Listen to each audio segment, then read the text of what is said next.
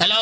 મેં સાંભળ્યું બધું. હા, આ બધું તમે જે બોલતા હતા ને મારું મગજ ખાય છે ને એ બધું સાંભળ્યું મેં. તો નહીં ખાતી તું મગજ? છેલ્લા કેટલા વખતથી આવું પાણી ઉકાળીને પીએ છે ને લોહી ડાયરેક્ટ પીએ છે તું. એલા કાકા, તને હું અરે મને ડોક્ટરે કીધું છે મગજ ખાવાનું. મગજ ખાવાનું ડોક્ટર કે? અરે એમાં શું છે, કેટલા વખતથી હું ડાયટિંગ પર હતી ને. એટલે મગજ ખાવાનું કીધું? સાંભળો તો ખરા. હા ડાયટિંગ પર હતી ને તો કશું ખાતી નથી હું. હા તો એમણે એવું કીધું કે હવે જો એ શરૂઆત કરો ને તમે હા.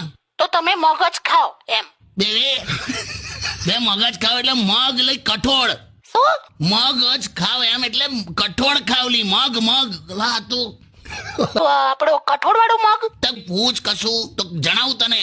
અરે બાપ રે. ઓ સીટ એવું હતું. હું સી કહે તો તું એટલે આટલી બધી મારી પાછળ પડી ગયેલી? તો હું તો ડોક્ટર નું માનતી હતી. બાકી you know I am so serious about get lost. Weight loss લી હું ગેટ લોસ? હા સોરી.